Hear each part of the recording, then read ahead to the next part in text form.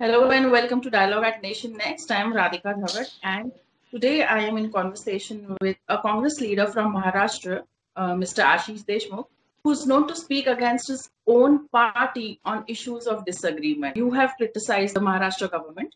आपने कहा है कि they have failed to provide beds in Nagpur. ये निश्चित तौर पे कहना चाहूंगा कि मैं कोई पार्टी को क्रिटिसाइज नहीं कर रहा हूं। मैं सिर्फ जो वास्तविकता है आज नागपुर शहर में उसको बयान किया। आज करीब करीब 14 महीने हो गए हैं कि हमारा ये संसार, देश, हमारा राज्य, हमारा शहर और हम सब यहाँ के नागरिक यह कोरोना जैसी महामारी से अपने आप का सामना कर रहे हैं। हमने सुना था पिछले साल की सरकार की ओर से विभिन्न मंत्रियों ने कहा था कि हमारे नागपुर में भी जो भी कोरोना के मरीज आएंगे उनकी देखभाल की जाएगी, उनको लगने वाले जो भी ऑक्सीजन के बेड्स हो, जंबो हॉस्पिटल्स हो, दवाई हो, ये सब मुहैया सरकार की ओर से किया जाएगा।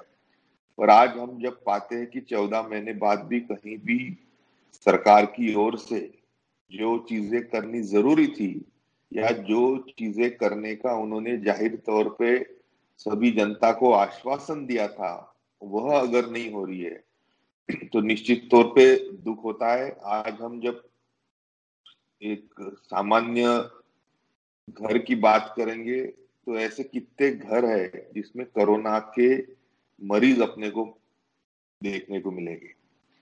आज परिस्थिति यह है कि हॉस्पिटल भटकने की नौबत कोरोना को पेशेंट को लेके उनके रिश्तेदार जाते हुए हम देख रहे हैं। अस्पतालों में कहीं भी आधे हॉस्पिटल बेड्स, तो जो बेसिक चीजें चाहिए वह भी मुहैया सरकार की ओर से की नहीं जा रही है।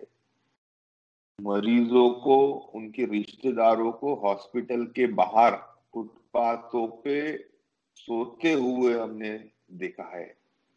यह अगर परिस्थिति सेकेंड वेव में होने वाली थी और सभी इनमें के जो विशेषज्ञ है इन्होंने सरकार को पहले से आगाह किया था कि कोई भी अगर महामारी है तो फर्स्ट वेव के बाद सेकेंड वेव ये आती है, फिर भी इन लोगों ने अगर कुछ किया नहीं है तो उसी को मैंने बोला।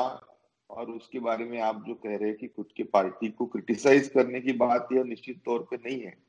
आज जो भी सरकार यहाँ पे राज्य में है, केंद्र में है या नागपुर महानगर पालिका में है, इनकी जवाबदेही बनती है और नागरिकों ने उनको यह प्रश्न पूछने का पूर्ण अधिकार हमें लोकशाही में दिया है। आपने कहा है कि उद्धव ठाकरे जी मुंबई के लिए बेड्स प्रोवाइड कर रहे हैं, अरेंज कर रहे हैं। अजीत पवार जी भी पुणे के लिए बेड्स प्रोवाइड कर रहे हैं, बट क्या नागपुर के लोग इंसान नहीं है क्या? Are you indirectly blaming certain leaders of Nagpur? कि आपको क्या लगता है इसके बारे में कि ऐसा क्यों? नहीं, निश्चित तौर पे देखिए, जब ये महामारी आई तो हमारे मुख्यमंत्री जी ने काफी कोशिश करके मुंबई में और विशेष करके धारावी जैसे क्षेत्र में जहां कोरोना महामारी बहुत बड़े पैमाने पे फैल गई थी उसको कंट्रोल किया। उन्होंने मुंबई में 5,000 बेड का बांद्रा कुर्ला कॉम्प्लेक्स में जंबो हॉस्पिटल खोला। उसी तर्ज पर उप मुख्यमंत्री ने भी अपने पुणे शहर में ये कोविड का जंबो हॉस्पिटल वहां भी खोला। पर हमारी यह उप राजधानी है राज्य की, नागपुर जैसी शहर जिसमें विदर्भ के सभी जिलों से मरीज आज से नहीं दशकों से आते हैं। इतना छोड़िए, हमारे यहाँ तो कुछ आजू बाजू के राज्य के लोग भी यहाँ पे सालों से मेडिकल केयर लेने के लिए आते हैं। पर यहाँ पे जंबो कोविड हॉस्पिटल आज तक क्यों नहीं बना? मुख्यमंत्री जी ने सिर्फ अपना शहर देखा, मुख्यमंत्री जी ने सिर्फ अपने शहर की कोरोना मरीजों की चिंता की, पर नागपुर की ओर देखने वाला कोई नेता ना राज्य सरकार में हमें मिला ना केंद्र सरकार में हमें मिला। और इसीलिए आज हमारे नागपुर के, विदर्भ के और अभी तो भारी पैमाने पे सेकेंड वेव ये ग्रामीण अंचलों में, गांवों में पहुंच चुकी है।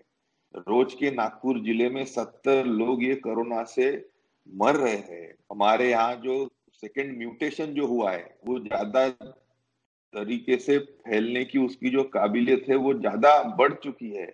ऐसे इसमें अभी भी सरकार की ओर से जो हॉस्पिटल के लिए, दवाई के लिए, ऑक्सीजन के लिए, रेमडेसिविर के लिए जो कोशिश होनी चाहिए थी वो नहीं हो रही है। यही दुखजनक बात है।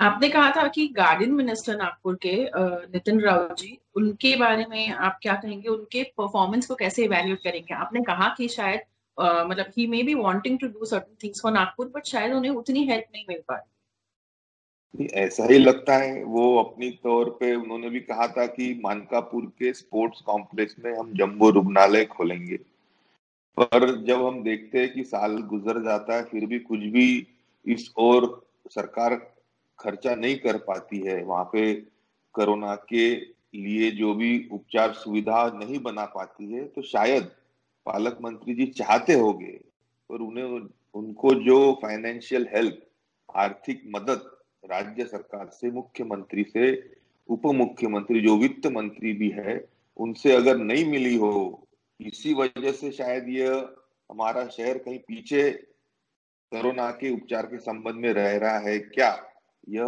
प्रश्न सामान्य नागरिकों के जहन में निश्चित तौर पे आता है।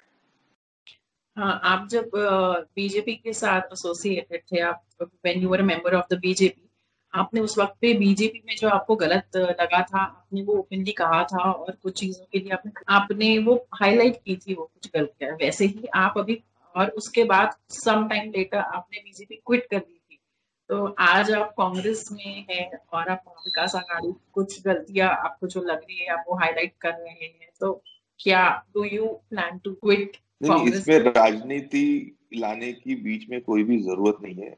आज नागरिकों में बहुत बड़े पैमाने पे निराशा इस कोविड के संदर्भ में है।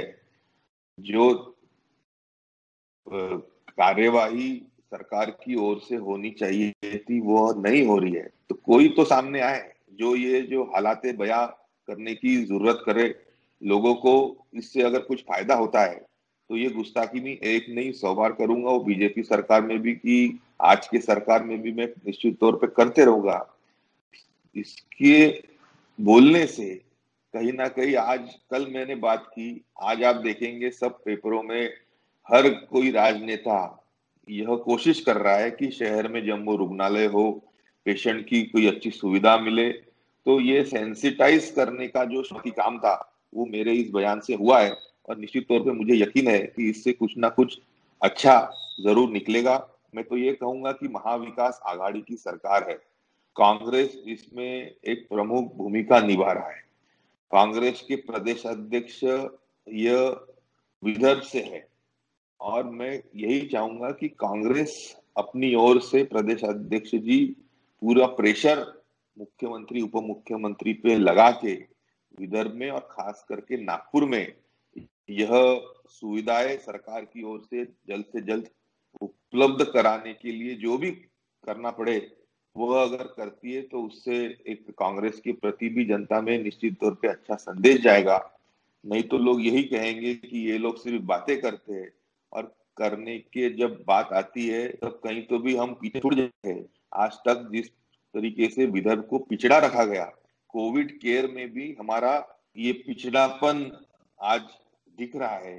जिस तर्ज पर यहाँ पे आर्थिक मदद हमारे डिस्ट्रिक्ट एडमिनिस्ट्रेशन को राज्य सरकार से मिलनी चाहिए थी, वह मुझे आती हुई दिख नहीं रही है। तो बैकलॉग ये कोविड केयर में भी विदर्भ के साथ हो रहा है, अन्याय यह कोविड केयर में भी विदर्भ के साथ हो रहा है, निश्चित तौर पे हमें दिख रहा है। Your father mister Ranjit Deshmukh, ये एक सीनियर कैबिनेट मिनिस्टर रह चुके हैं महाराष्ट्र गवर्नमेंट में, and former NPCC chief also his been. Unfortunately उन्हें हॉस्पिटलाइज किया है because of COVID related complications. So if you could just give us some update about his health. My father since last 3 days is admitted in one of the hospitals of Nagpur. He is doing fine. तो हमारे पिताजी की तबीयत ठीक है, पर corona का उन्हें संसर्ग हुआ है। निश्चित तौर पे आने वाले 4-5 दिनों में वो घर वापस आ जाएंगे। Okay Radhika, thank you so much, so nice of you. Subscribe to Nation Next YouTube channel and press the bell icon to get regular updates from Nation Next. Also like Nation Next Facebook page and follow us on Instagram and Twitter.